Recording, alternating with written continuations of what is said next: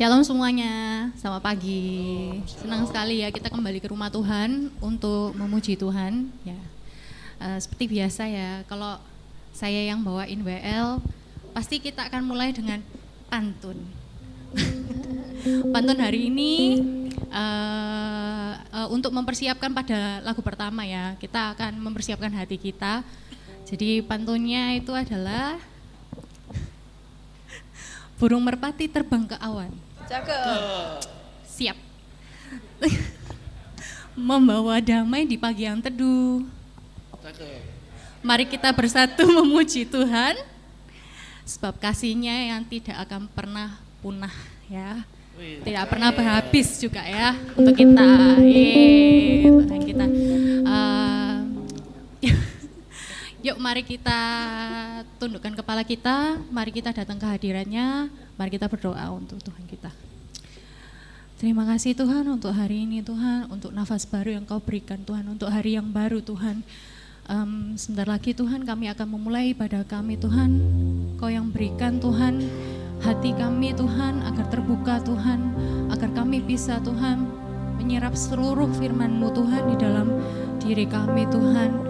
Dan juga Tuhan, biarkan hadirat-Mu turun di sini Tuhan, di tengah-tengah kami Tuhan, agar kami juga Tuhan, pujian-pujian dan penyembahan yang kami berikan ini bukan hanya suara Tuhan, tetapi juga hati kami Tuhan, yang kami mau berikan yang terbaik untuk Engkau Tuhan.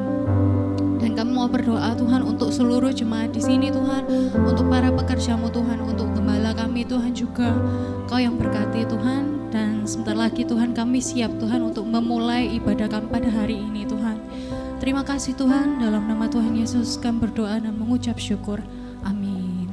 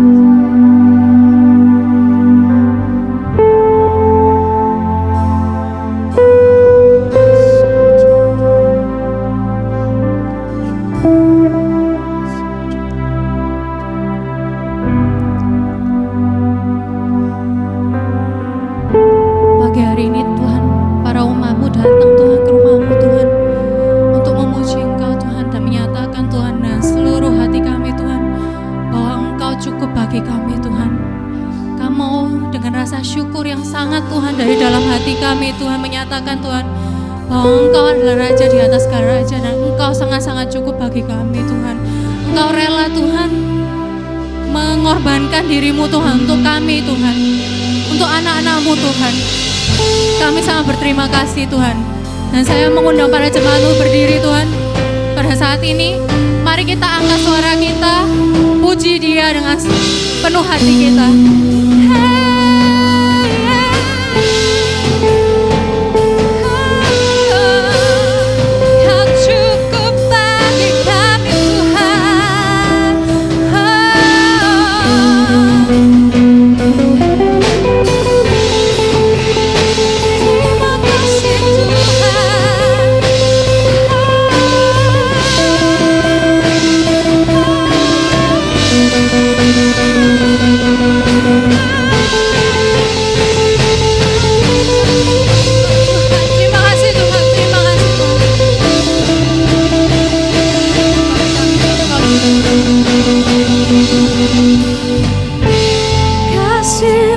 Cukup bagiku, Yesus,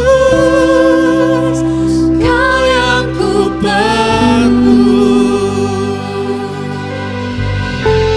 Kasih-Mu cukup bagiku, Yesus, Kau yang ku perlu.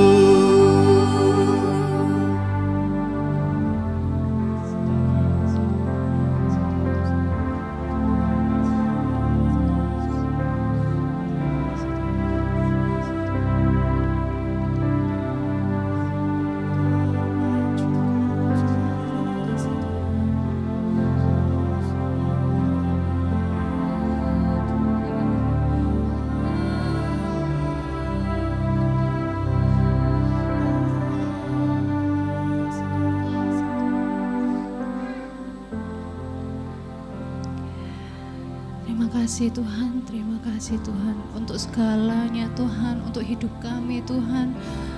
Kalau tidak ada Engkau Tuhan, apalah kami ini Tuhan.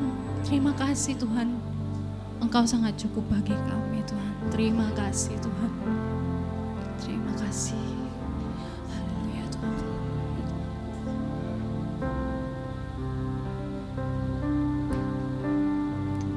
Oke. Shalom untuk yang baru datang juga. Yuk mari kita sekarang setelah memuji Tuhan ya dengan sepenuh hati kita, setelah kita menyatakan bahwa Tuhan adalah cukup bagi kita, mari kita undang hadiratnya dengan sorak-sorai, dengan semangat yang luar biasa untuk hari ini, oke? Nanti kita jangan malu untuk lompat-lompat ya, nyanyi bareng kita untuk Tuhan kita ya. Sebelum itu yuk kita sapa sebelah kita, kanan kiri kita, yuk happy Sunday, Tuhan mengasihi engkau ya. Senang ya kalau lihat jemaat kita saling menyapa. Yuk kita kita puji Tuhan kita dengan sorak-sorai, dengan semangat yang luar biasa ya. Yuk kita mulai.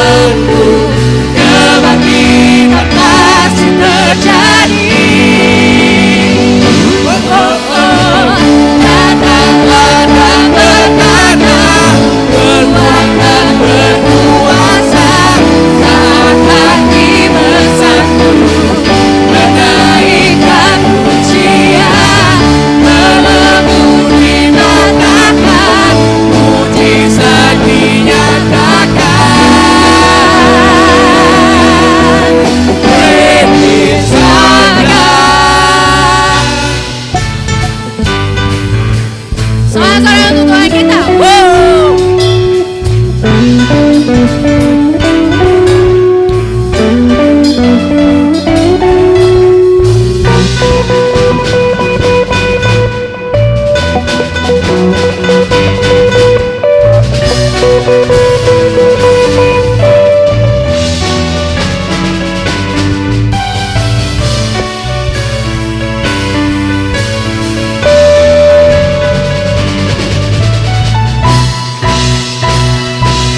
Mari naikkan suara kita.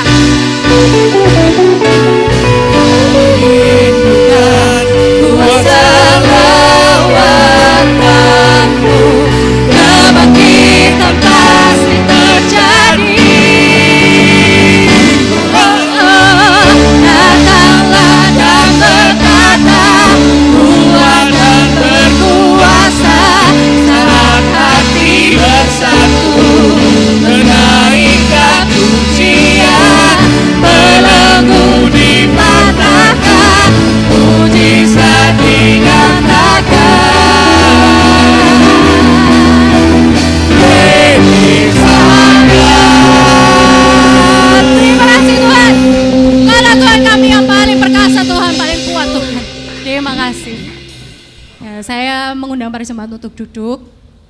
Yuk mari kita resapi ini lagu baru yang sebelumnya belum dibawakan di sini. Dan waktu dengerin lagu ini juga, oh ini mungkin adalah sebuah lagu yang mungkin bagi sebagian kita bisa menjadi jawaban ya dari segala mungkin masalah atau pergumulan di dalam hidup kita.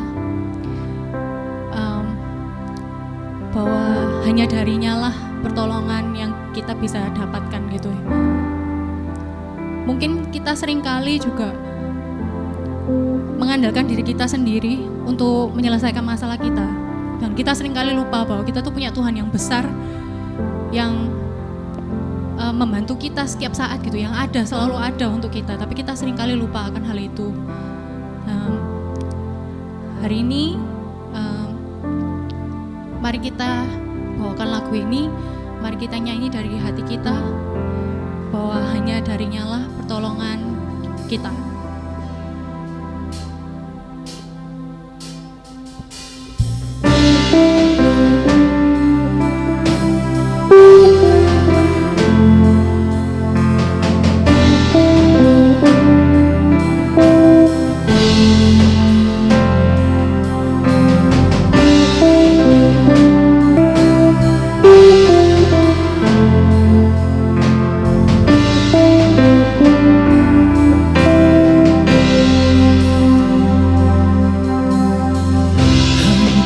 Tuhan yang setia, takkan pernah meninggalkan. Kau buka jalan bagiku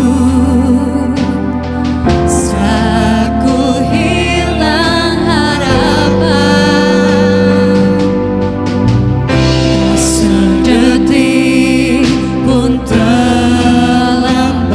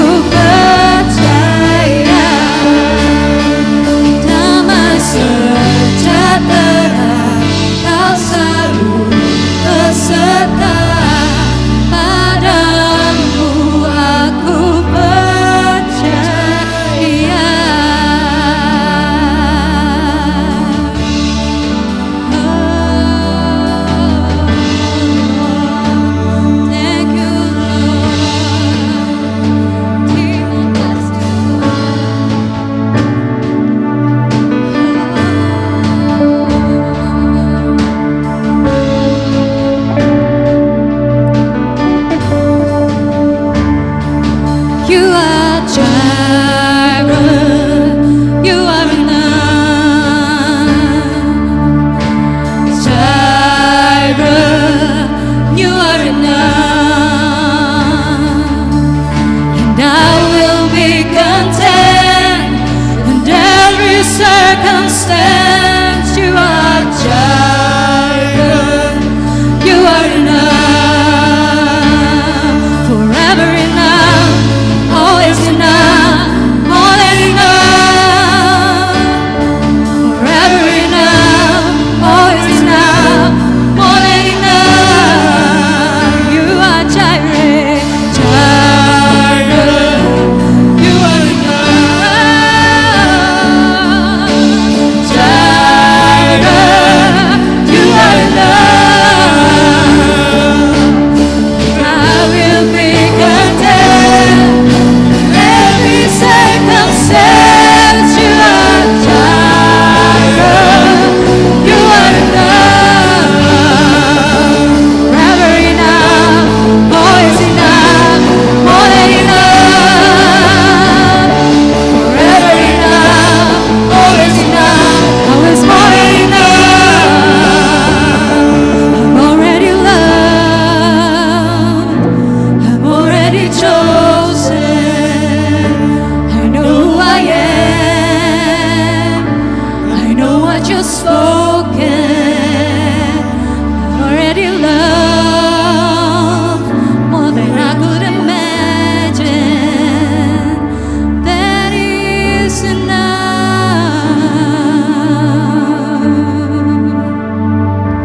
I'm already loved, I'm already chosen. I know who I am, I know what you've spoken. I'm already loved more than I could imagine, and that is enough. You are Jireh, you are Jireh, you are enough. Jireh, you are enough. And I will be content in every circumstance. You are Jireh, you are enough. Forever enough, always enough, always enough. Forever enough, always enough, more than enough. Jireh, you are enough. Jireh, you are enough. I will be content in every circumstance. You are Jireh, you are enough. Haleluya. Pujian ini mengingatkan kepada setiap kita bahwa Allah kita adalah Jehovah Jireh, Allah yang mencukupi. Kata cukup itu bisa berbeda untuk setiap kita masing-masing. Kata cukup berbicara bukan tergantung seberapa kebutuhan kita, tetapi kata cukup justru menunjukkan seberapa besar Allah kita. Karena Dia mengerti perbedaan dari kebutuhan, perbedaan dari pergumulan setiap kita. Sehingga oleh karena Allah yang besar, Allah yang cukup bagi kita semua, maka Allah dalam setiap perbedaan yang kita miliki oleh karena kebutuhan, oleh karena tantangan, oleh karena kerinduan yang berbeda-beda, Allah yang sama sanggup melakukan, sanggup menyambut, sanggup menyatakan kecukupan untuk setiap kita masing-masing. Mari kita mengucap syukur sebelum firman Tuhan diberitakan, firman Tuhan ditaburkan. Mari kita bersyukur bersama-sama untuk setiap kecukupan kekuatan yang Tuhan berikan buat saudara-saudara menanggung perkara-perkara yang rasanya mungkin buat orang lain, kamu kenapa bisa seperti itu? Bagaimana kamu bisa? Tetapi kalau saudara masih bisa menjalaninya sampai hari ini, Allah Jehovah Jireh yang telah memberikan engkau kekuatan untuk menanggungnya sampai hari ini. Mari kita bersyukur juga tuh untuk setiap berkat-berkat yang Tuhan berikan. Saya mengucap syukur untuk setiap KTB yang terus berdiri, untuk setiap komunitas tumbuh bersama yang terus survive, terus bukan hanya survive tetapi berjuang. Saya juga bersyukur untuk hari Jumat yang lalu KTB Family telah dimulai kembali dan ada orang-orang yang Tuhan kirimkan. Saya juga mengucap syukur untuk hari Sabtu kemarin di mana Tuhan membawa Raise Up Community untuk dapat melayani. Kita juga mengucap syukur pagi hari ini karena Tuhan membawa saudara dan saya, dan firman Tuhan, roti hidup yang disediakan buat setiap kita, siap dihidangkan untuk setiap saudara dan saya. Mari kita bersyukur bersama. Bapa di dalam surga, kami mengucap syukur buat setiap kebaikan-Mu Tuhan.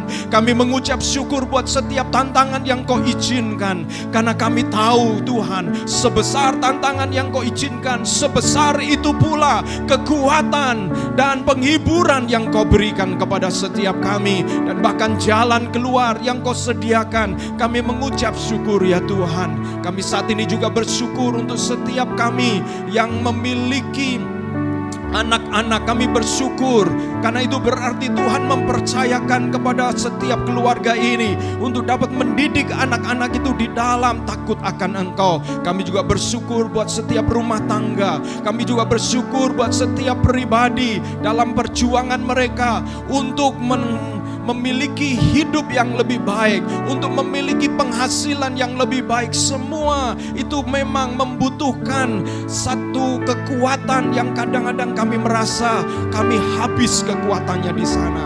Tetapi Tuhan, Engkau selalu merecharge kami Tuhan, memberikan kami kekuatan yang baru. Terima kasih ya Tuhan, dan biarlah firman Tuhan sekali lagi datang kepada kami, dan kebenaran-Mu memerdekakan setiap kami. Dalam nama Yesus kami siap dengarkan firman-Mu. Haleluya. Amin, amin, amin. Puji Tuhan, puji Tuhan. Haleluya, haleluya.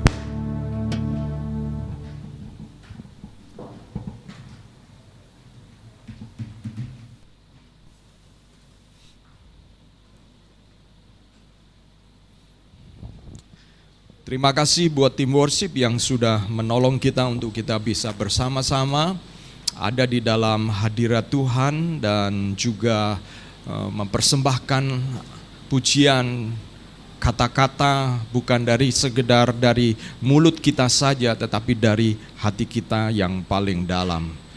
Baik saudara-saudaraku, kita akan bersama-sama untuk fokus kepada firman Tuhan. Sebelumnya izinkan saya untuk menyapa saudara-saudara. Selamat pagi semuanya.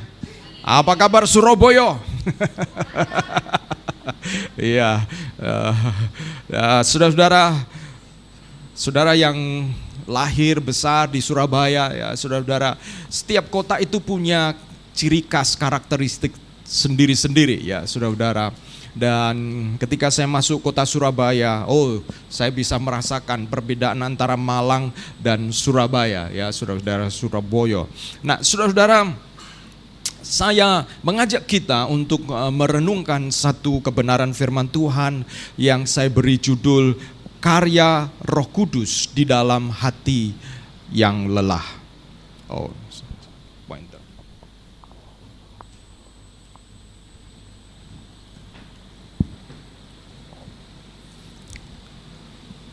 Saya tes dulu saudara-saudara. Bisa, oke.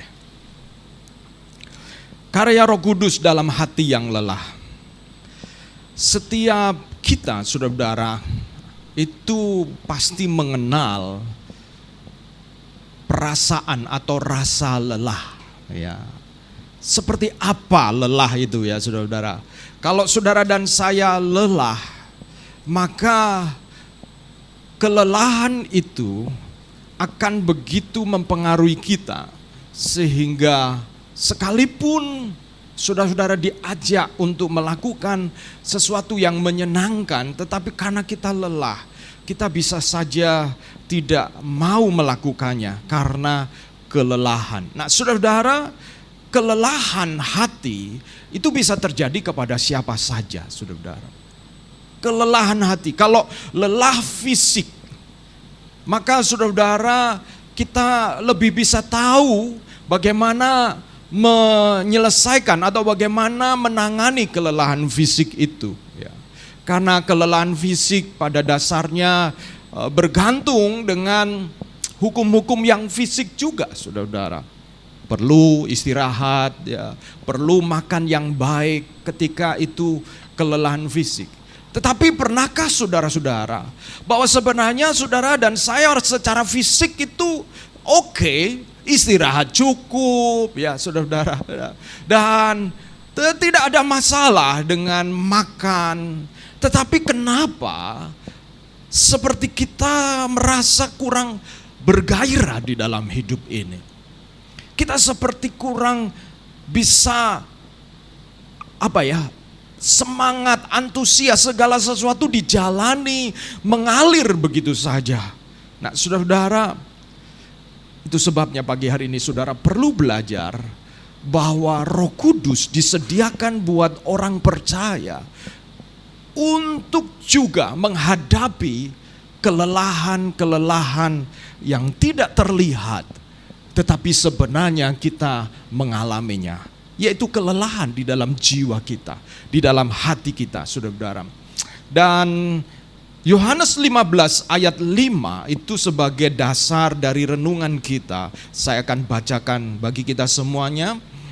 Akulah pokok anggur dan kamulah ranting-rantingnya. Barang siapa tinggal di dalam aku dan aku di dalam dia, ia berbuah banyak, sebab di luar aku kamu tidak dapat berbuat apa-apa. Ayat ini berbicara tentang satu rahasia yang saudara dan saya perlu ketahui. Bagaimana kita bisa berbuah? Nah, saya mau menghubungkan berbuah ini dengan apabila tanaman itu lelah, tanaman itu tidak sehat, maka dia tidak mungkin berbuah, saudara-saudara. Dan apa penyebabnya tanaman itu menjadi seperti hal tidak bisa berbuah? Nah, ayat ini menggambarkan bahwa saudara dan saya ini seperti kita adalah ranting-ranting anggur yang melekat tinggal di dalam pokok anggur. Dan apabila kita benar-benar tinggal, maka entah saudara-saudara cuaca seperti apa, maka anggur itu, pohon anggur itu tetap berbuah sebab dia tinggal melekat di dalam pokok anggur. Dan kata firman Tuhan yang lain ini logika yang dibuat adalah, kalau kamu tinggal di dalam aku, kamu berbuah banyak. Tapi kalau kamu di luar aku, kamu tidak bisa berbuat apa-apa. Tidak bisa berbuat apa-apa, saudara-saudara. Berarti, saudara-saudara, kita bisa menjadi orang Kristen yang tidak berbuah. Seseorang yang tidak menghasilkan produksi yang diharapkan apabila kita tidak tinggal di dalam Dia. Nah, saudara-saudara, ayat ini Yohanes 15 itu kalau saudara di dalam Injil Yohanes pasal 11 itu adalah titik di mana semacam, kalau kita membaca seluruh Injil Yohanes mulai pasal 1 sampai pasal 21, itu Injil Yohanes itu ditulis oleh penulis Injil Yohanes itu digambarkan begitu indah kalau memahaminya. Dari mulai pasal 1 sampai pasal 11, itu Tuhan Yesus bersama dengan murid-muridnya, mulai memanggil murid-muridnya, mendidik mereka, sampai pasal 11, ada satu mujizat yang luar biasa besar, orang mati dibangkitkan. Lazarus yang sudah mati 3 hari, kemudian pada hari keempat, Yesus membangkitkan Lazarus, sehingga menghasilkan satu perhatian besar kepada kelompok yang dipimpin oleh Yesus dari orang Farisi ahli Taurat. Kenapa? Karena apa yang dilakukan oleh Yesus itu membuat orang Farisi ahli Taurat makin terancam posisinya. Mengapa? Karena Yesus selalu mengingatkan kepada orang-orang Farisi ahli Taurat bahwa kalau mereka hanya hidup melalui hukum-hukum, mereka kehilangan pesan yang sesungguhnya dari Allah, yaitu bahwa mereka harus bisa bukan hanya hidup oleh hukum, tetapi mereka hidup oleh kasih Allah, kasih karunia Allah. Sehingga kalau saudara membaca pasal 11, maka kemudian Yesus, karena Yesus membuat heboh, bayangkan Yesus membangkitkan orang mati yang sudah 3 hari dikubur. Kepercayaan orang Yahudi, saudara-saudara, mereka itu biasanya dalam kepercayaan tradisi mereka, itu mereka masih percaya selama 3 hari orang yang mati itu mereka mempercayai masih rohnya itu masih masih beredar-edar, dan ada kemungkinan mereka mempercayai ada kemungkinan itu bisa balik lagi gitu ya. Tetapi Yesus ketika membangkitkan Lazarus itu hari keempat, saudara. Artinya dalam pemikiran orang Yahudi, waktu Yesus mengatakan di mana dia dikubur, lalu ada jawaban, dia sudah mati 3 hari. Ya, dia sudah tidak mungkin kesempatan dalam pemikiran tradisi untuk bangkit. Tapi Yesus tetap datang dan dia berkata, akulah kebangkitan dan hidup. Dan setelah peristiwa itu, pertentangan, tekanan kepada kelompok yang dipimpin oleh Yesus makin besar. Karena itu mengancam kelompok orang Farisi dan orang ahli Taurat, sehingga Yesus direncanakan dibunuh. Dan ketika Yesus direncanakan untuk menjadi target pembunuhan, Yesus fokus kepada murid-muridnya. Maka saudara akan membaca pasal 12, Yesus mulai bicara, ngomong perpisahan, mulai Yohanes pasal 12. Yesus mengatakan kepada murid-muridnya, sebentar lagi aku akan tidak ada bersama-sama dengan kamu. Pasal 13, Yesus mengajak murid-murid makan perjamuan terakhir. Yesus yang biasanya bersama dengan murid-murid, dia tidak melakukan, yaitu mencuci kaki, membasuh kaki. Yesus kali itu membasuh dan mencuci kaki murid-murid. Jadi Yesus mulai eksklusif kepada para murid-murid. Kenapa, saudara-saudara? Karena dia mempersiapkan murid-murid untuk ready, untuk siap. Karena sebentar lagi dia akan mati dan disalibkan. Nah, saudara-saudara, kalau saudara jadi murid Yesus, saudara bisa mulai merasakan tekanan itu. Mulai stres, saudara-saudara. Pernah nggak saudara-saudara, misalnya sebuah perusahaan yang saudara-saudara bekerja di sana bersama dengan orang tua, lalu orang tua saudara-saudara mulai mengatakan, papa mama ingin berlibur 2 bulan ya, tolong ditangani. Ya, mulai tekanan itu saudara-saudara, tekanan. Nah, ini bukan 2 bulan saudara-saudara. Yesus sudah mengatakan aku akan disalibkan. Makanya Petrus ngomong begini, hei guru, sekali-kali kiranya itu jangan terjadi. Yesus mengatakan, hai engkau iblis. Petrus nggak mengerti. Jadi ada tekanan, stres yang luar biasa dari para murid-murid. Dan itu dibaca oleh Yesus. Sehingga Yesus kemudian mengatakan di dalam Yohanes pasal 14 ayat 1, Yesus mengatakan, janganlah gelisah hatimu, aku akan datang kembali kepadamu. Janganlah gelisah. Aku akan kembali.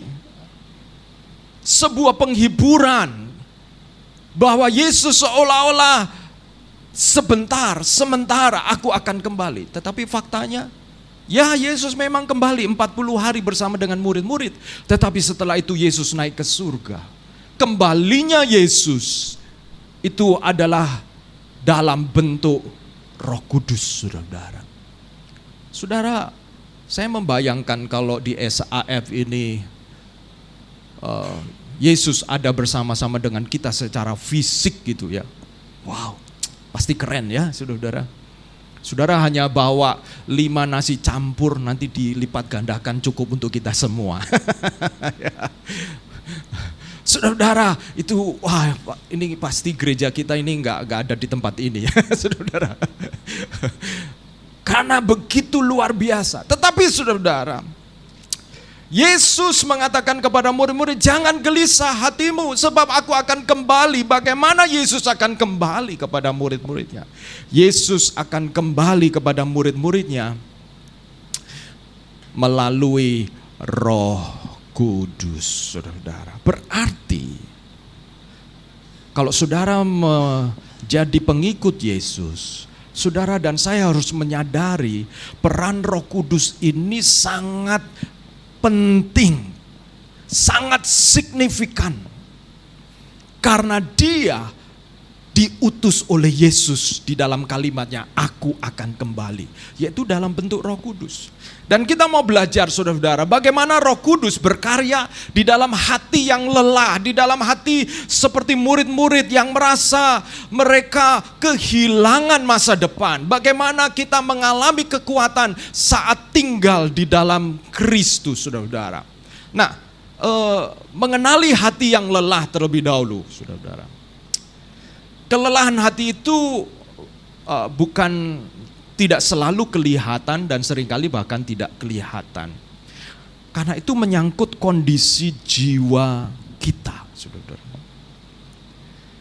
Repotnya begini, kadang-kadang kita ini pakai rumusnya orang kaya yang bodoh di dalam perumpamaan Tuhan Yesus.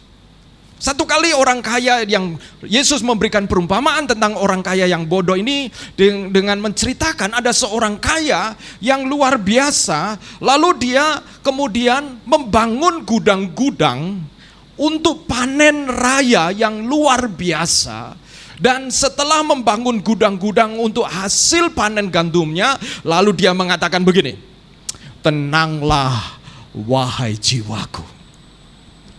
Dia berpikir bahwa panen gandum yang luar biasa bahkan ditampung di gudang, yang itu berarti dia dapat menjual gandum itu bukan hanya pada waktu musim panen, tetapi pada waktu musim tidak panen gandum dia masih tetap menjual. Ini berarti keuntungan yang stabil, saudara. Lalu dia mengatakan begini, tenanglah wahai jiwaku. Lalu diagnosa dari Tuhan Yesus mengatakan kepada orang kaya itu apa? Hai kamu orang kaya yang bodoh.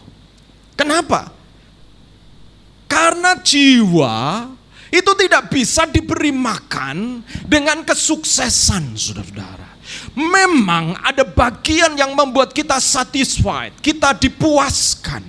Tetapi saudara-saudara, kebutuhan jiwa secara penuh itu tidak bisa dipenuhi oleh hal-hal yang fisik itu, saudara-saudara. Ya, berapa banyak di antara kita yang sebenarnya kita mungkin dikategorikan pada satu titik merasa sudah berhasil daripada 3 tahun lalu. Sudah lebih baik secara ekonomi dari beberapa waktu yang lalu. Tetapi somehow, saudara, mungkin bahkan saudara bisa pergi ke tempat makan yang saudara inginkan. Pada waktu makan, pada waktu order makanan itu, makanan yang saudara memang sangat suka, ada excitement, ada semangat, keantusiasan. Tetapi begitu saudara selesai makan, saudara kembali lagi dengan kelelahan jiwa yang sama. Kiranya saudara dan saya belajar dari apa yang dikatakan oleh Yesus kepada orang kaya tersebut. Dan Yesus mengatakan begini, saudara-saudara. Malaikat malaikat maut datang dan mengatakan hari ini juga kamu akan dipanggil pulang. Lalu kemudian Yesus memberikan satu statement bahwa kamu akan kehilangan nyawamu apabila kamu mempertahankan jiwamu, akan mempertahankan jiwamu. Tapi ketika kamu kehilangan jiwamu, justru kamu akan mendapatkannya. Wow, ini sebuah kalimat yang agak membingungkan. Tapi sebenarnya apa yang disampaikan oleh Yesus berhubungan dengan kelelahan jiwa kita. Kalau saudara tetap saudara tetap bertahan untuk memenuhi, mencukupi kelelahan jiwa kita dengan seperti rumus orang kaya, dengan sukses, dengan belajar, kemudian makin sukses lagi, makin powerful lagi. Saudara dan saya perlu tahu, kuncinya bukan itu. Kuncinya adalah seperti yang Yesus katakan, apabila kamu kehilangan jiwamu, justru kamu akan mendapatkan jiwamu. Artinya saudara terbuka menyerahkan jiwa kita kepada yang memberi jiwa, yaitu Tuhan. Nah, kelelahan hati itu bukan kelelahan fisik yang kemudian bisa dipenuhi dengan perkara-perkara fisik.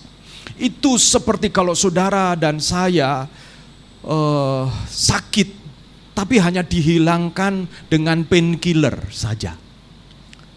Sakit yang sesungguhnya itu seolah-olah saat itu hilang, tetapi itu hanya painkiller, obat pereda rasa sakit.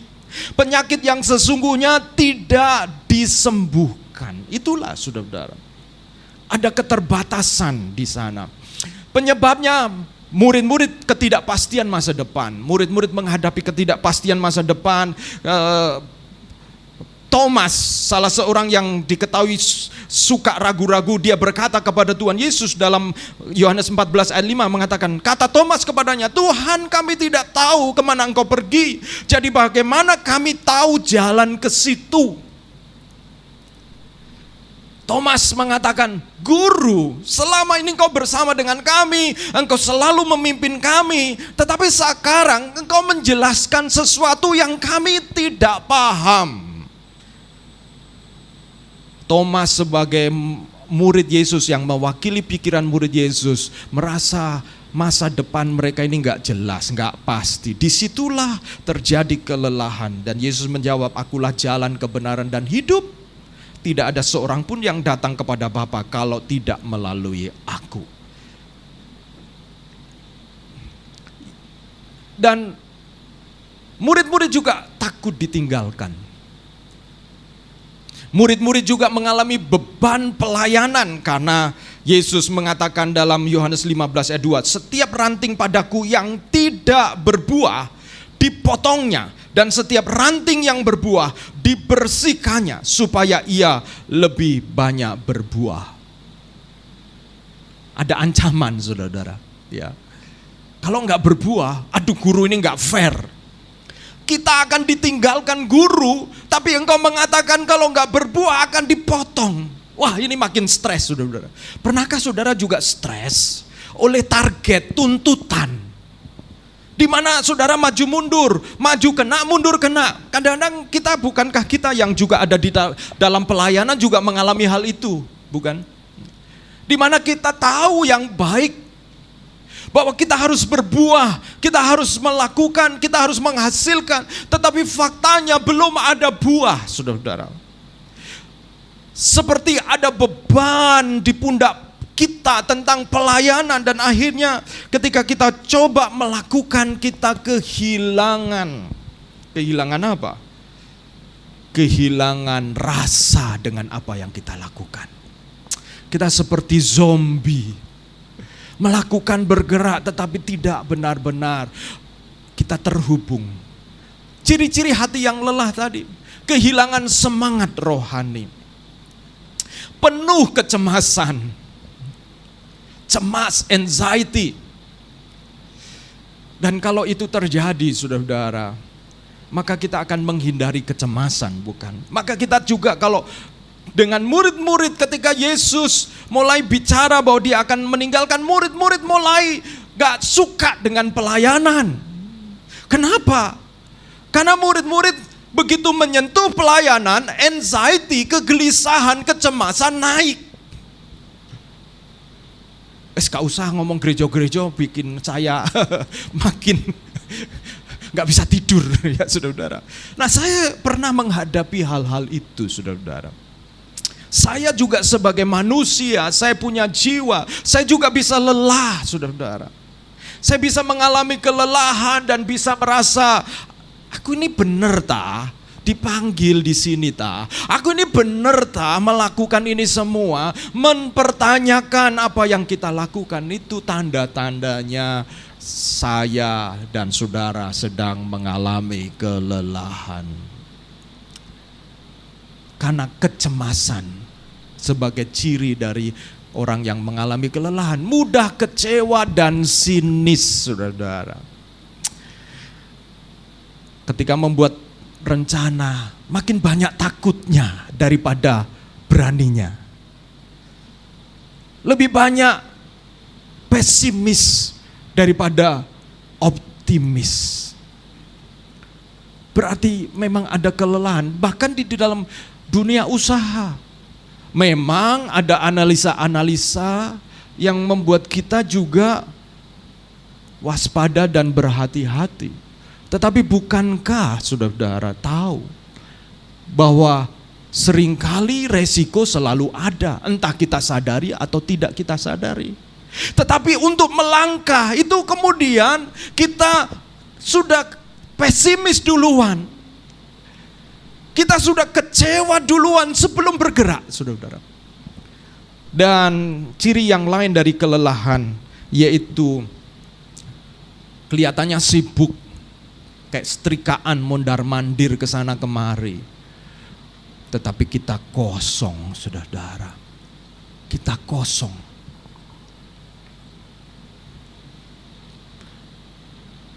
Dan penyebab kelelahan itu bisa tekanan hidup. Kekhawatiran dalam hati membungkukkan orang. Ini bukan bungkuk secara fisik ya, tapi seperti orang yang diberi beban yang makin lama membuat dia makin bungkuk, membuat dia tidak bisa menatap dengan berani karena beban dan tekanan hidup. Harus diakui, saudara-saudara.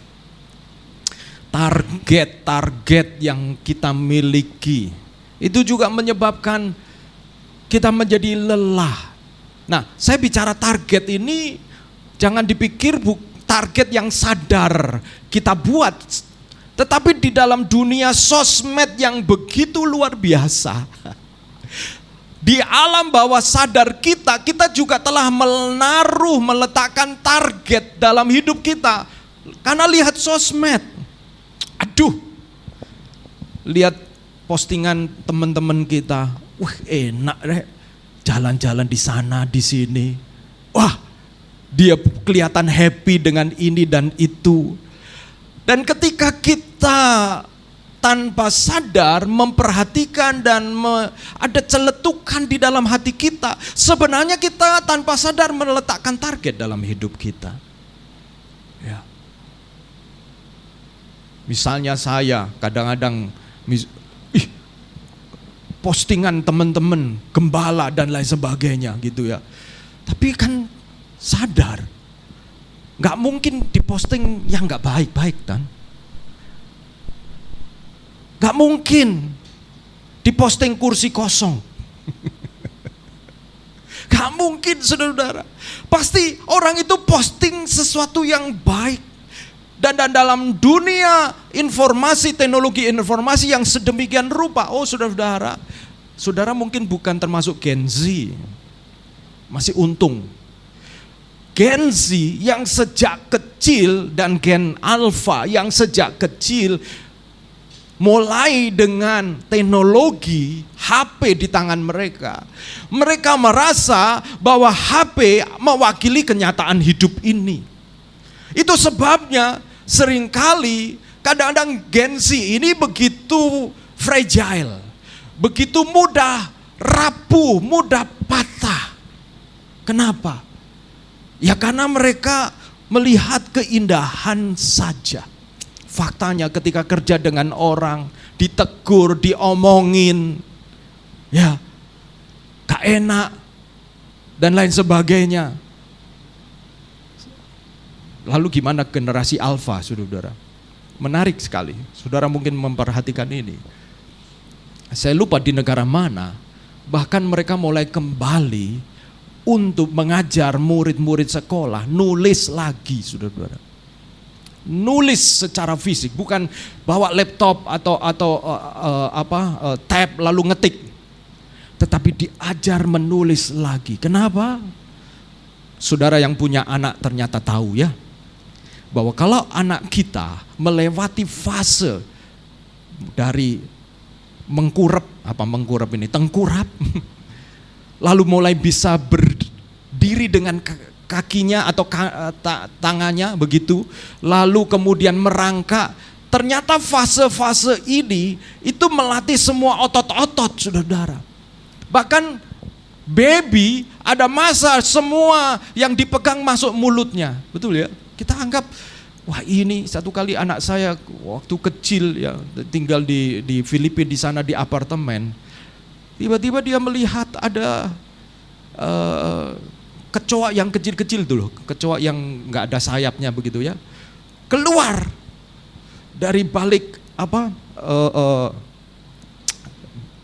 kayak buffet di bawah dapur begitu ya, keluar begitu, lalu dikejar, saudara, kejar, berangkat dikejar, lalu ditangkap, masuk mulut, saudara.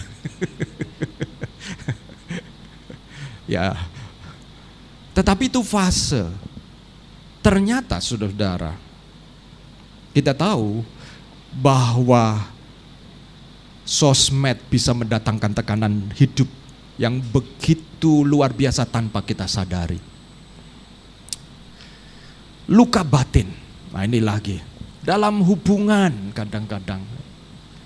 Dalam hubungan kita semua ini ada di dalam hubungan. Entah hubungan dengan saudara, dengan orang tua, keluarga, pasangan, saudara. Dan kadang-kadang dengan pegawai, dengan atasan, semua ini ada hubungan. Dan seringkali, saudara, yang paling bisa melukai kita itu siapa, saudara? Orang terdekat. Ya, orang terdekat. Saudara, mungkin ada orang lain nginjak kaki kita gitu, lalu dia cepat-cepat minta maaf gitu. Lalu kita seperti langsung it's okay, ya nggak apa-apa, sorry ya nggak apa-apa. Bisa jadi pasangan kita injak kaki kita dengan sepatu pantofelnya, cetok gitu. Kamu matamu nggak lihat saya. Saudara, luka yang paling dalam yang bisa terjadi kepada kita itu bukan orang paling jauh, tapi orang paling dekat. Itu sebabnya kemudian ada orang yang takut memiliki hubungan dekat. Karena takut terluka. Sebab apa? Sudah punya luka. Sudah punya luka. Nah, kadang-kadang luka itu membuat kita lelah karena ada sesuatu seperti ada keinginan untuk sama seperti semua luka, untuk kemudian luka itu dihilangkan rasa sakitnya, tetapi ketika menghilangkan rasa sakit ternyata menimbulkan rasa sakit yang lain juga, saudara. Seringkali kemudian kita menjadi lelah. Ada aktivitas yang terjadi dilakukan tanpa relasi, tanpa hubungan. Bisa jadi di dalam pelayanan, ya, di mana kita melayani tetapi kita tidak ada relasi. Bisa juga di dalam keluarga rumah tangga, di mana saudara dan saya mungkin ada di dalam keluarga, atau saudara mengamati ada orang-orang yang suami istri, mereka aktivitas bersama-sama, jalan bareng tetapi tanpa relasi. Bagi saudara-saudara yang sudah berumah tangga, di antara kesibukan pekerjaan saudara-saudara, saudara harus ambil waktu untuk membangun relasi ini. Karena kalau tidak, saudara-saudara, kita bisa saja disatukan oleh aktivitas yang sama. Tapi ketika relasinya mulai tipis, saudara dan saya bisa mengalami kelelahan. Ya. Dosa yang disembunyikan. Kenapa? Karena kita menutupinya. Itu juga menyebabkan kita lelah. Pengharapan yang ditunda, kita punya harapan tetapi tidak kunjung muncul harapan itu menjadi kenyataan. Ketidakjujuran spiritual. Kita menutupi. Gimana kamu? Baik Pak. Ya. Baik. Ada yang saya bisa doakan? Oh semua baik Pak. Saudara. Kenapa tidak bisa menyebut pokok doanya? Ya mungkin jarang berdoa juga ya. Atau kita sering mengabaikan. Nah saudara-saudara, saya perhatikan, saya mengajak saudara-saudara. Ini dampaknya begitu banyak ya. Tetapi yang saya mau ajak saudara-saudara adalah melihat bahwa Tuhan Yesus tidak meninggalkan kita dan mengutus atau memberikan hanya resep. Tapi Tuhan Yesus memberikan kepada saudara dan saya pribadi. Bukan resep. Kadang-kadang kita sakit untuk menghemat. Sakitnya kok mirip ya saya sama kamu. Kamu dikasih resep apa? Wes tak tebusi obat yang sama daripada saya pergi ke dokter. Ya. Tapi Roh Kudus itu pribadi. Saudara tidak bisa mengatakan, aduh temanku seperti itu. Tuhan jamah, Roh Kudus jamah. Aku mungkin bisa seperti dia. Saudara-saudara, saudara datang kepada pribadi. Bukan ambil resep, kopi resep, lalu pakai untuk kita masing-masing. Saudara dan saya perlu datang sendiri-sendiri secara pribadi karena Roh Kudus adalah pribadi. Roh Kudus diutus supaya ia menyertai kamu selama-lamanya, saudara-saudara. Nah, karya Roh Kudus itu yang pertama menghibur dan menguatkan. Kata Yunani yang dipakai di dalam Yohanes pasal 14 itu parakletos.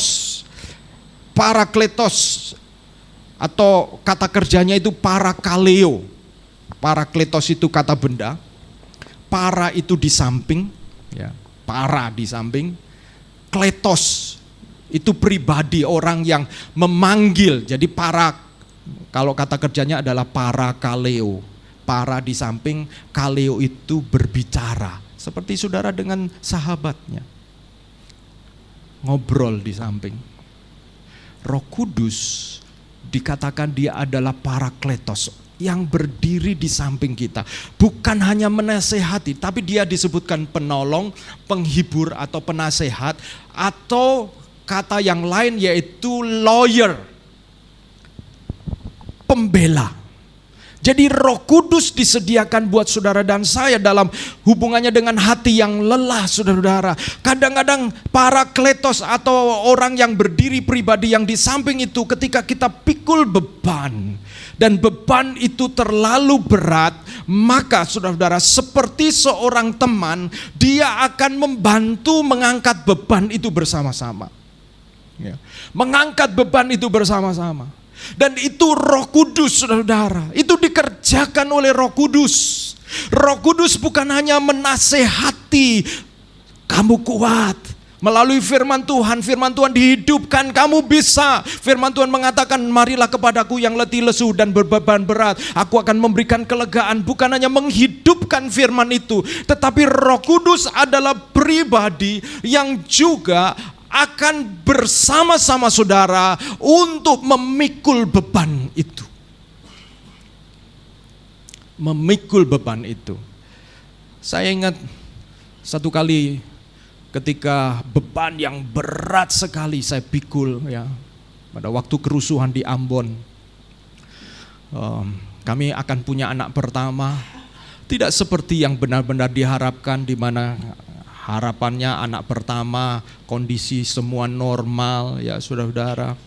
Tapi waktu Axel dikandung 2 bulan, tempat kami mengungsi ke hutan, tidur 5 hari pagi, buat Indomie, naik lagi tidur di hutan, sampai kemudian Ibu Lili mengalami pendarahan. Itu aja sudah merasa, sudah seperti tekanan luar biasa. Saya sampai telepon ibu saya, ini gimana caranya menolong, gak bisa pergi ke dokter saudara, supaya pendarahannya berhenti.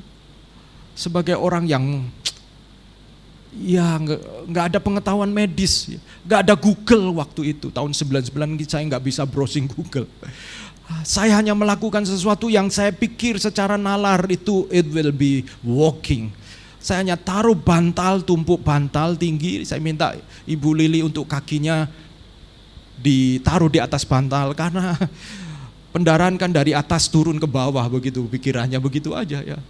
Lalu saya hanya tumpang tangan di atas perut Ibu Lili dan berdoa. Dan bukan itu saja, pada usia kehamilan 8 bulan tempat kami kemudian menjadi tidak aman, karena tempat kami secara literal, secara harafiah itu kemudian mengalami penyerangan, sehingga kami kemudian harus mengungsi, meninggalkan rumah. Dan setelah mungkin 2 minggu di pengungsian, lalu kami dijemput oleh kakak ipar, dan kemudian kami tinggal bersama dengan kakak ipar. Dan ketika saudara-saudara dalam kondisi seperti itu, saya lelah. Bukan hanya lelah karena memikirkan keluarga, karena saya kemudian mendapat tanggung jawab untuk menjadi pengawas dari sekolah teologi yang kami tinggalkan. Lalu saudara-saudara, dari waktu ke waktu akan bisa terjadi penjarahan. Jadi tiap 2 minggu saya harus pergi sekitar 25 km melewati berbagai macam bahaya. Tempat-tempat yang bahaya pada waktu itu saya harus tinggalkan istri saya, Ibu Lili, dan pergi. Apakah saya pulang dengan selamat? Saya nggak tahu. Tetapi perjuangan yang terus-menerus menyebabkan kelelahan secara jiwa. Sampai satu kali saudara-saudara, puncak kelelahan itu ketika ada berkat, lalu saya harus bagikan kepada staf yang masih ada di Ambon. Dan ketika saya bagikan, mereka sangat senang. Tetapi saudara-saudara, sebenarnya berkat yang saya terima untuk sekolah itu kalau saya ambil bagian, maka ada salah satu staf yang tidak dapat berkat kerusuhan itu ya, tunjangan kerusuhan. Sehingga saya harus merelakan bagian saya tidak ambil. Dalam kondisi istri hamil besar, kami punya tabungan memang untuk mempersiapkan. Tetapi sebagai suami yang ingin menunjukkan bahwa I am responsible, saya bertanggung jawab. Jiwa kepriaan saya sebagai seorang anak pertama, anak sulung, dan memang saya merasa bahwa laki-laki harus bertanggung jawab. Itu tiba-tiba drop ego tanggung jawab saya. Karena saya merasa, Tuhan, kenapa engkau tinggalkan? Kenapa jumlah berkatnya ini gak engkau lebihkan, Tuhan? Dan saudara, waktu mereka tanda tangan mengatakan, Pak Agus terima kasih, ini sangat menolong kami di dalam kerusuhan. Saya kunjungi mereka di tempat mengungsi mereka, saudara-saudara. Tapi waktu saya pulang, hati saya seperti dibanting keras. Kenapa? Saya enggak bawa uang untuk keluarga. Dalam kondisi seperti itu, saudara-saudara, saya mengalami Parakletos Roh Kudus yang memikul beban itu bersama-sama. Dan waktu saya naik sepeda motor, saya hanya bisa menyanyi, tetapi tidak dengan kata-kata, hanya dengan bergumam saja, sampai hati saya hancur. Dan ketika saya hancur, hati saya menangis di hadapan Tuhan. Saudara-saudara, ketika kita menangis, kita berpikir itu kayak kita kalah ya saudara-saudara. Ketika kita menangis itu seperti kita merasa pada posisi yang kalah. Tidak, saudara-saudara. Betapa sering bahwa ketika saudara menangis, sebenarnya saudara dan saya sedang jujur, bukan? Sedang jujur. jujur di bagian yang terdalam, di bagian yang kita rasa sakit, di bagian yang rasa kita lelah, karena kita tidak mampu mengungkapkan dengan kata-kata, maka kita menangis. Dan pada waktu itulah sebenarnya saudara, ketika membawa kepada Tuhan, Roh Kudus akan memikul beban itu bersama dengan saudara dan saya. Saya mau tutup bagian ini dengan satu kutipan ini dari Ruth Halliburton. Kelelahan jiwa bukan karena terlalu banyak pekerjaan, tapi karena terlalu sedikit tinggal di dalam Kristus. Pada waktu saya naik motor, saya penuh pikiran saya mau pulang. Karena saya dari bank ya, saudara-saudara, baru cek ATM. Tapi ya tadi itu, saya harus bagikan kepada para staf. Saya rasanya tuh sebagai kebanggaan pria itu kayak runtuh gitu ya, gak bisa bawa amplop untuk istri ya, saudara-saudara. Dan dalam kondisi seperti itu, saya menaik motor nangis ya dalam hati, saya meneteskan air mata. Tuh Tuhan, kapan ini akan selesai Tuhan, kapan ini akan berakhir. Dan di dalam kondisi seperti itu saya berdoa. Saudara-saudara, orang bisa percaya tentang bahasa roh atau tidak, tapi yang saya ingin sampaikan, pada waktu saya alami, saya menangis di hadapan Tuhan, saya kemudian berbahasa roh, saudara-saudara. Saya berbahasa yang saya sendiri tidak tahu. Tapi ketika saya menyampaikan seluruh isi hati saya, seperti hati saya makin ringan. Dan bukan hanya ringan, saudara-saudara, tapi hati saya mengalami kelegaan. Dan muncul bahkan kekuatan. Sehingga ketika saya pulang ketemu Ibu Lili, saya sampaikan, sorry, saya tidak bawa berkat hari ini. Saya cek di bank, tapi memang itu terbatas. Mungkin kita lebih baik karena kita tinggal dengan kakak ipar. Tapi saya rasa bahwa saya harus bicara ini kepada kamu. Ya puji Tuhan, Ibu Lili menjawab, iya gak apa-apa. Puji Tuhan ya, gak ngomong, makanya nabung dong. Kita udah nabung ya. Kalau saudara punya pasangan, ketika saudara hancur gitu, lalu saudara ceritakan terbuka. Kadang-kadang kita agak takut-takut, agak menceritakan kerapuhan kita kepada pasangan. Kenapa? Karena nanti justru diomelin, ya. Makanya, kok ini dengar aku dong. Waduh, saudara, kalau saya sampaikan kepada para wanita ini ya, makanya itu di balik pria yang sukses ini ada wanita-wanita yang tangguh itu ya, saudara ya. Tapi bukan hanya itu saja. Tapi saya merasa bahwa saya berani berbicara karena saya telah dikuatkan untuk menghadapi kenyataan. Roh Kudus disediakan buat saudara dan saya. Mari kita datang kepada Tuhan, saudara-saudara.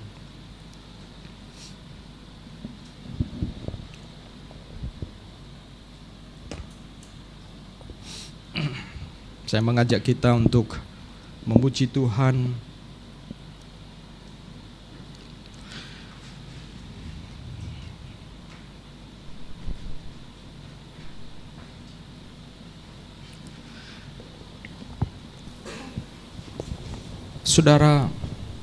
Saudara tidak tahu cara kerja gelombang signal yang saudara pakai, handphone. Mungkin kalau saya tanya bagaimana cara kerja signal itu, mungkin ada yang bisa menjelaskan. Tetapi saya yakin sebagian besar tidak tahu dengan tepat cara signal itu bekerja, cara gelombang elektromagnet itu bekerja.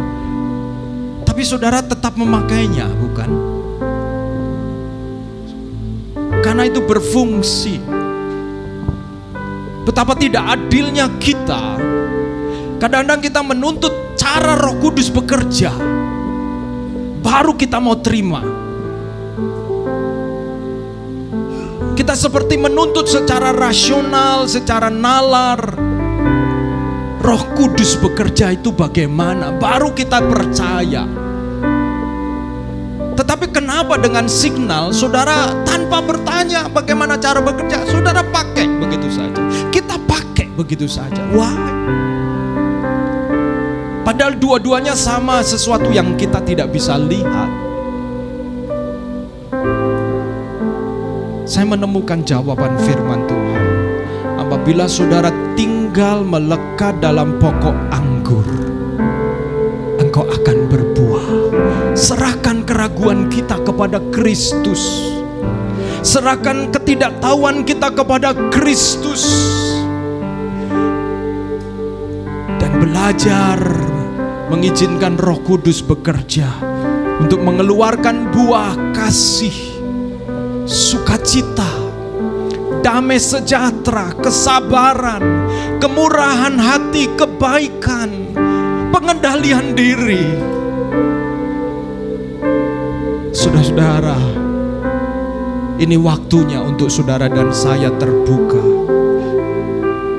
dan mengizinkan dan mengundang Roh Kudus untuk bekerja di dalam hati kita, menjamah kelelahan hati dan jiwa kita. Mari saya undang bangkit berdiri. Kata-kata pujian ini mengatakan, Bapakku datang dan berserah, kunyatakan Kau yang berkuasa. Dalam gelap Kau setia, Kau cahaya hidupku. Bapakku datang dan berserah, kunyanyikan Kau yang berkuasa. Dalam gelap Kau setia, Kau cahaya hidupku.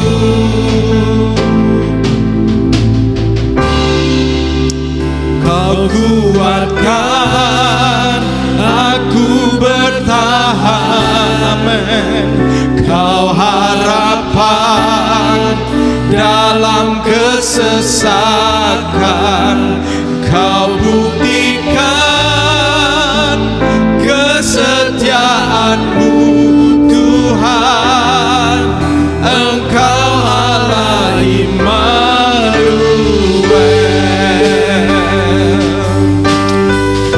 Nyanyikan ini sebagai seruan hati kita di hadapan Tuhan.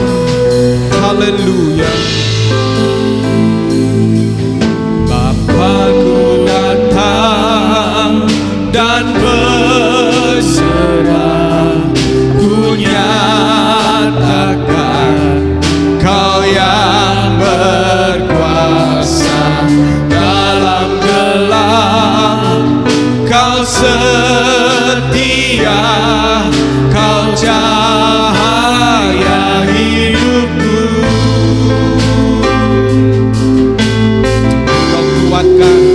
Kau kuatkan, amin. Oh, haleluya, amin. Dalam kesesakan Kau buktikan kesetiaan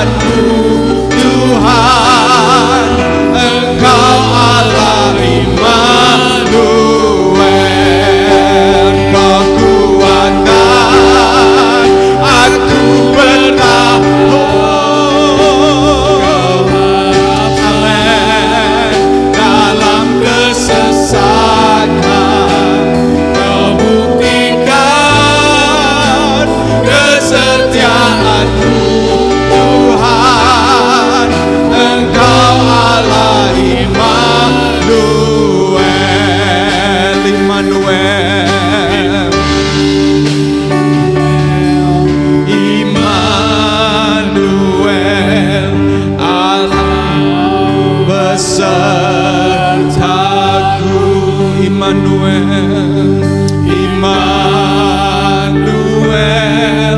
Immanuel, Engkau Allah besertaku.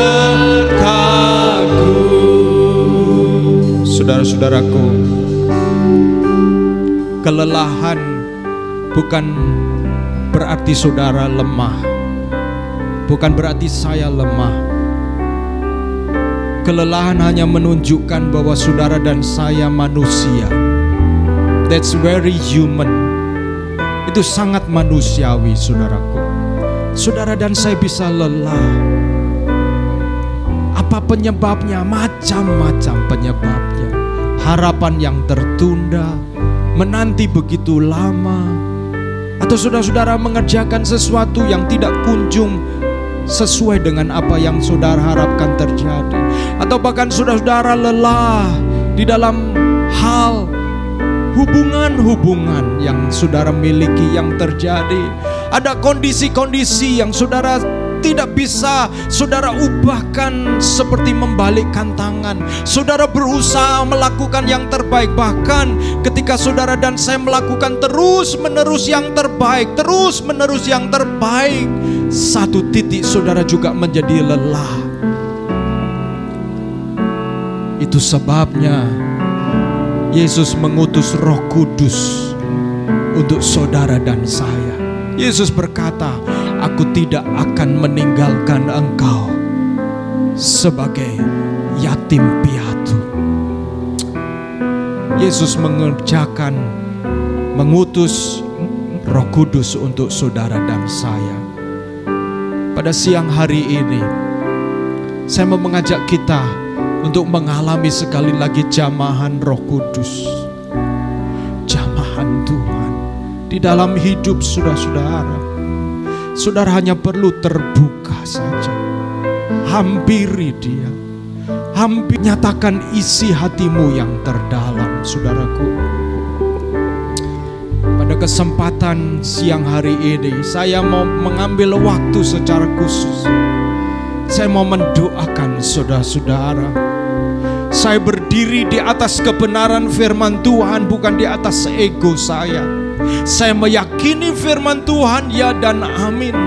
Janjinya itu ya dan amin bagi setiap kita. Itu sebabnya saya mau berdoa untuk saudara-saudara secara khusus. Apabila ada di antara saudara-saudara yang merasa seperti engkau sedang mengalami kelelahan itu, kelelahan di dalam jiwa, kelelahan di dalam hatimu, Roh Kudus disediakan sebagai Parakletos yang tepat berdiri di samping saudara-saudara.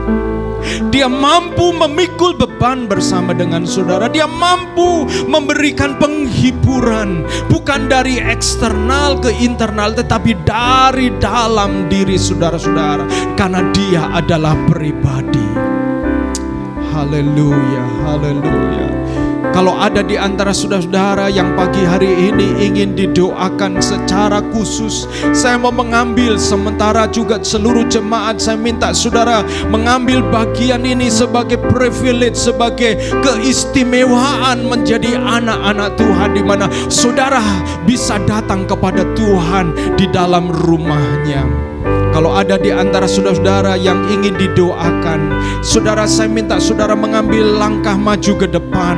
Sementara itu ada Ibu Lili yang membantu saya untuk bisa berdoa secara khusus.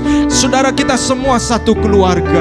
Kita rindu, kita ingin kalau ada saudara yang sedang membutuhkan kehadiran, membutuhkan kekuatan, saudara juga bisa mendukungnya dan memberikan kesempatan untuk saudara kita bisa menghampiri Tuhan. Kalau ada saudara, saudara bisa maju ke depan.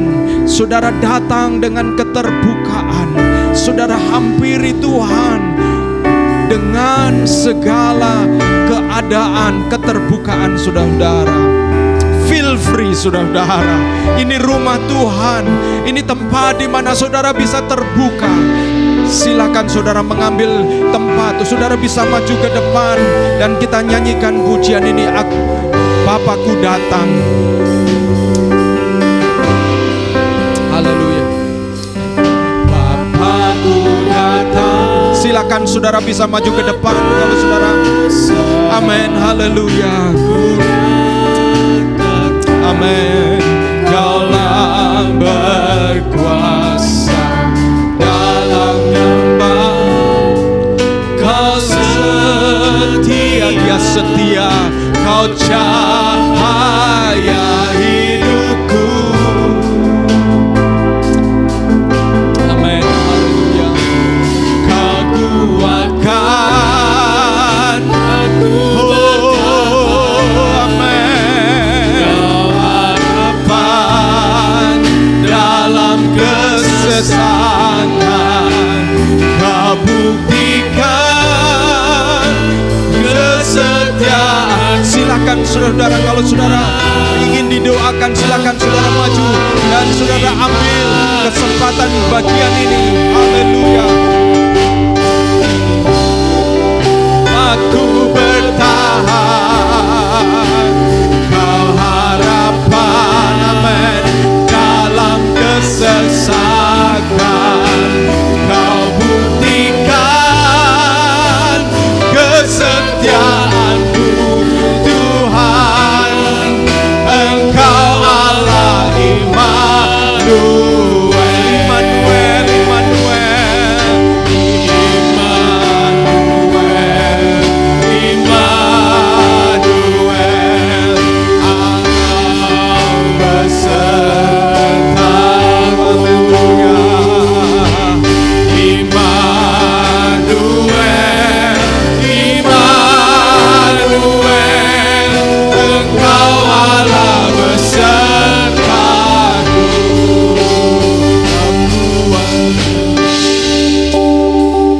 Haleluya. Sementara musik menyanyikan pujian Immanuel, mari kita akan berdoa bersama-sama. Bagi saudara-saudara yang mungkin saudara merasa, kalau saya maju kayaknya bagaimana, Tuhan juga hadir di tengah-tengah kita. Saudara bisa berdoa menghampiri Tuhan.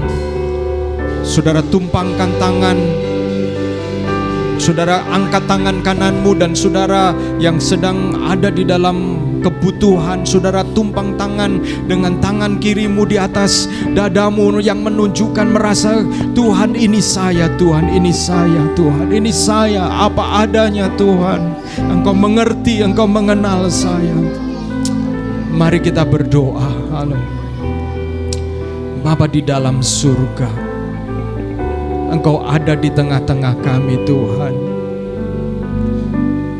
Engkau menyediakan Parakletos Roh Kudus yang tepat berdiri di samping kami seperti seorang sahabat yang tidak akan pernah membiarkan kami memikul beban itu sendirian Tuhan. Biarlah Tuhan Engkau menghampiri kami. Engkau melihat setiap keperluan kebutuhan kami. Kami mau berdoa, biarlah Roh Kudus akan menolong kami untuk tetap berharap kepada Kristus, tinggal di dalam Kristus, dan melalui Kristus yang menjadi pokok anggur, kami mendapatkan firman-Mu. Roh Kudus menghidupkan firman-Mu, sehingga firman itu hidup di dalam pikiran kami, di dalam jiwa kami, dan melalui Roh Kudus firman itu menjadi nyata di dalam setiap kami. Kami mau berdoa supaya Tuhan Engkau menguatkan kaki yang mulai goyah, Engkau menegakkan kepala yang mulai tertunduk Tuhan, oleh karena mengalami hal-hal yang berat Tuhan. Saat ini kami berdoa, biarlah Tuhan memberikan kelegaan kepada setiap kami Tuhan. Dan di dalam nama Yesus Kristus, Roh Kudus, Engkau menolong setiap umat-Mu. Haleluya. Amin. Silakan duduk kembali. Saya persilakan Devita untuk sampaikan pengumuman.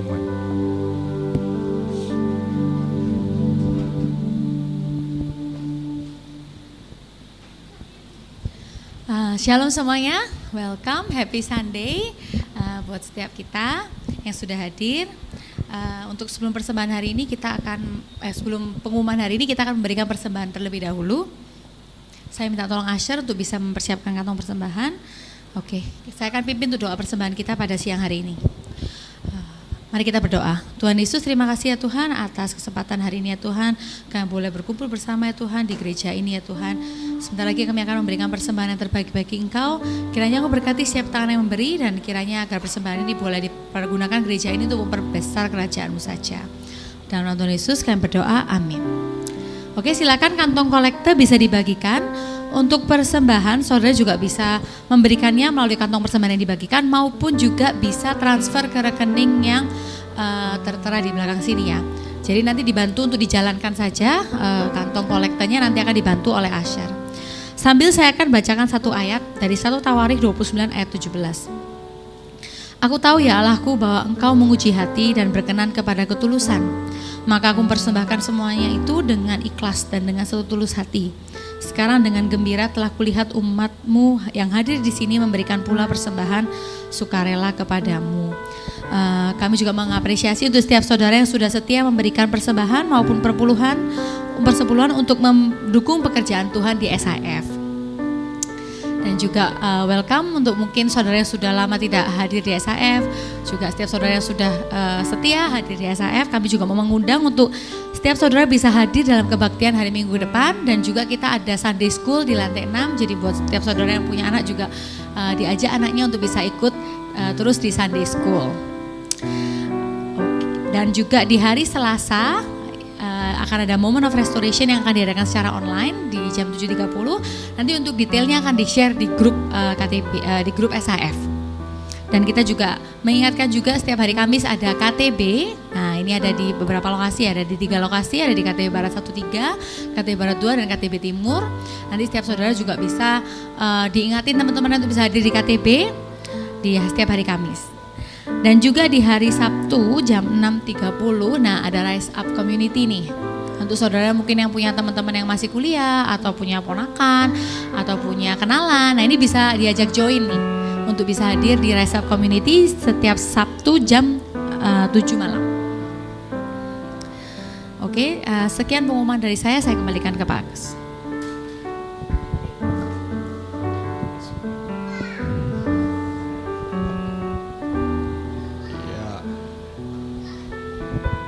Ya, puji Tuhan saudara-saudara, menyenangkan ya muncul anak-anak di tengah-tengah kita ya.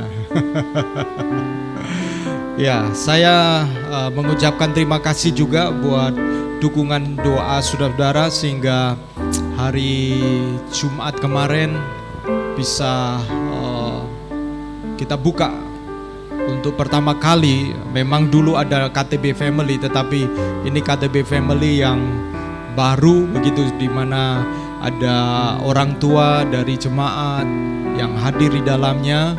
Ada berapa, 11 ya kemarin ya. Ada 2 yang rencana hadir tetapi mungkin ada halangan, tetapi puji Tuhan kemarin bisa dilaksanakan di rumahnya orang tua dari saudara kita Hendri. Ya, senang sekali saudara-saudara, karena memang ternyata beda ya. Buat mereka-mereka yang sudah mungkin pergumulannya berbeda dengan kita, dan kita bersyukur bersama-sama, kami bersyukur bersama-sama. Doakan akan diadakan rencananya per 2 minggu sekali, tapi karena minggu depan 2 minggu berikutnya itu tanggal merah, kami sedang cari alternatif hari yang lain. Dan demikian juga untuk Rise Up Community kemarin ada 14 orang kalau saya tidak salah, dan juga katanya hari ini datang tetapi mungkin tidak datang. Ada satu yang dari Prancis ya saudara-saudara, menarik sekali ya. Saya waktu dengar dari ada yang datang dari Perancis, wah saya pikir nih jangan-jangan seperti waktu Wiyang melayani waktu itu ya. Waktu itu ada yang datang dari Utah, Amerika. Ada satu lagi, jadi ada 2 orang dari Amerika, dan ternyata mereka memang lain ini. Tapi ini yang Prancis ini lain lagi, saudara-saudara. Dia sudah 12 bulan di Indonesia sebagai volunteer mengajar bahasa Prancis. Ya, kita doakan saja ya supaya apa yang kita lakukan begitu saudara bergerak, saya bergerak, pasti di balik itu ada pintu yang Tuhan bukakan. Jadi jangan takut untuk saudara bergerak ya. Termasuk di dalam usaha saudara, saudara perhitungan baik-baik, tetapi jangan hanya berhenti di perhitungan, saudara harus melangkah. Mari kita bangkit berdiri bersama-sama. Ya saudara-saudara, kita akhiri ibadah kita. Saya mau mengakhirinya dengan satu pujian sukacita yang tadi telah dipilih ya saudara-saudara. Lagu yang kedua tadi ya. Apa tadi ya judulnya? Ya, datanglah dan bertahta. Saya ingat waktu saya ngajak jemaat menyanyikan pujian ini di satu pelayanan, dan saya mengatakan kalau setelah ibadah ini ada yang ingin dilayani, dan benar saudara. Setelah ibadah, setelah nyanyi pujian itu dan kemudian selesai, ada seorang muda yang struggle dengan cancer. Dan kemudian pada waktu itu saya melayani, tapi waktu saya dengar bagaimana dia memilih pindah dari agama sebelumnya kepada Kristus dan kemudian mengalami cancer. Waduh, saya bilang, wah ini luar biasa.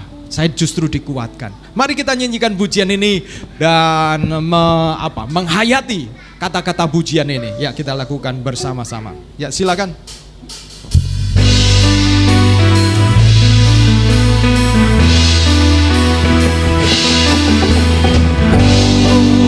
Amin.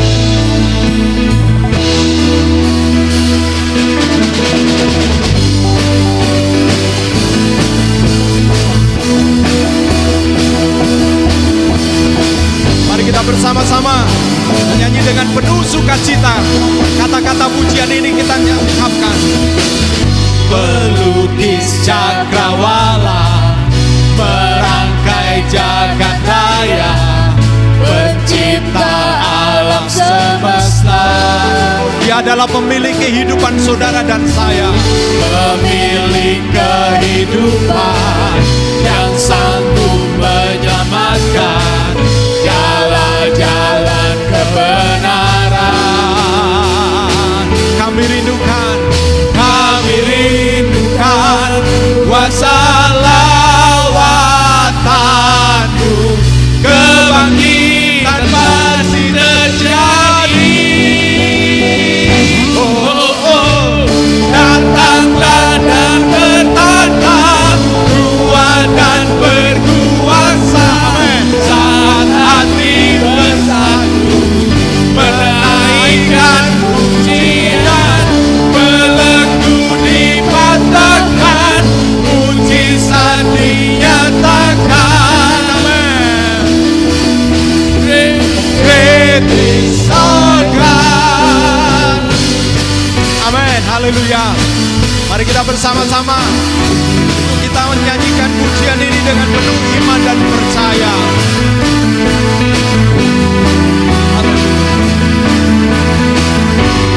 Pemilik kehidupan, dialah jalan kebenaran.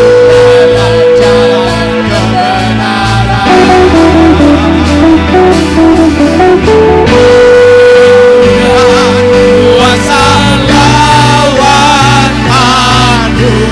kebangkitan pasti terjadi.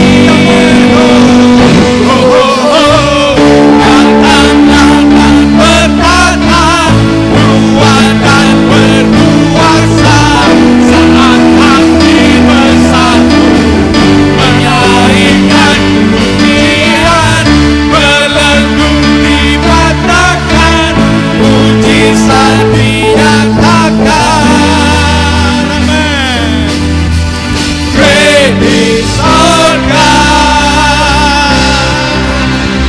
Amen, amen. Oke, puji Tuhan. Mari kita berdoa bersama-sama mengakhiri sebagaimana pujian ini. Biarlah Tuhan bertahta atas setiap keadaan kita. Bukan posisi atau masalah itu yang bertahta, tetapi Tuhan yang bertahta. Dan Dia yang menyatakan kuasanya. Mari kita akan datang kepada Tuhan. Kita berdoa bersama-sama. Saya minta tolong itu Ibu Lili bisa maju ke depan. Berdoa berdoa mengakhiri ibadah kita. Mari kita berdoa bersama-sama. Bapa dalam surga, kami bersyukur kepadamu ya Tuhan, karena Engkau adalah Raja di atas segala raja. Engkau yang menciptakan langit dan bumi yang tidak pernah lelah. Engkau pun tidak pernah lelah untuk menolong kami. Terima kasih Tuhan, Engkau menuntun hidup kami ya Tuhan sesuai dengan kehendak-Mu di dalam kehidupan kami. Kami bersyukur ya Tuhan buat anugerah keselamatan yang Kau berikan bagi kami. Dan Engkau tidak membiarkan kami sendirian, tetapi Engkau memberikan Roh Kudus-Mu menjadi penolong, menjadi sahabat bagi kami. Tuhan tolong kami ya Tuhan, ampuni kami akan segala dosa dan kesalahan kami. Kami selalu mengandalkan diri kami sendiri dan kekuatan kami, tetapi sesungguhnya kami manusia ciptaan biasa. Tanpa pertolongan-Mu Tuhan, kami akan menjadi lelah di dalam kehidupan ini. Tuhan tolong kami, berikan kami kekuatan oleh Roh Kudus-Mu, agar kami menjadi kuat di dalam Engkau, di dalam kekuatan kuasa-Mu. Kiranya kami selalu mengalami kuasa kebangkitan-Mu di dalam kehidupan kami, di dalam rumah tangga kami, di dalam studi kami, di dalam pekerjaan kami ya Tuhan.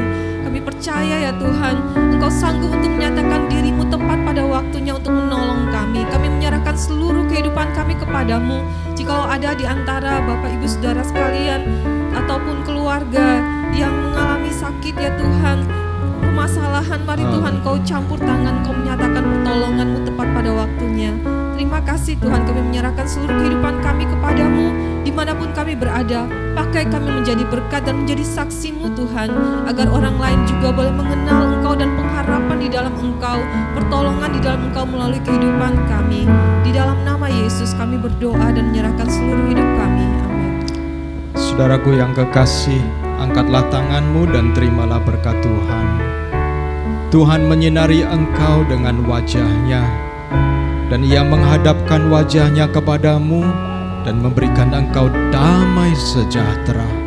Diberkatilah rumah tanggamu, diberkatilah hubungan-hubunganmu, diberkatilah pekerjaanmu, diberkatilah dalam hal pengiringanmu kepada Tuhan yang mungkin orang lain tidak mengerti, tetapi engkau belajar setia dan belajar untuk percaya, sekalipun seolah tidak ada dasar untuk engkau bisa berharap dan percaya.